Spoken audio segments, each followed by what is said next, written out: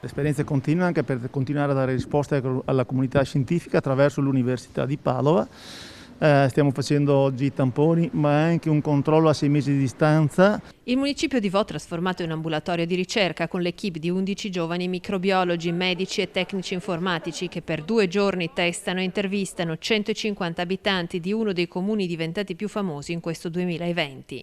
150 cittadini, risultati positivi nei mesi scorsi al test molecolare o a quello sierologico. E l'obiettivo è quello a distanza di 6 mesi di vedere se queste persone hanno ancora titolo anticorpale e anche quanto titolo hanno di anticorpi specifici contro il SARS-CoV-2 e ovviamente questo ha delle implicazioni molto importanti sia per la conoscenza della biologia del virus, della risposta immunitaria contro il virus e quindi anche in ambito di sviluppo vaccinale. Il dottor Enrico Lavezzo del Dipartimento di Microbiologia dell'Università di Padova è tra i più stretti collaboratori del professor Andrea Crisanti che attraverso il quarto screening della popolazione spera di trovare informazioni utili anche per il vaccino.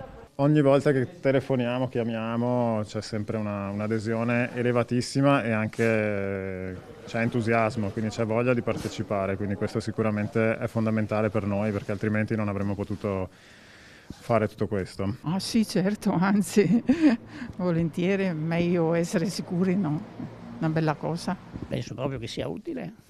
Io non ho idea di cosa ne faranno, ma penso che sarà per ricercare se ci saranno rimasti anticorpi o no.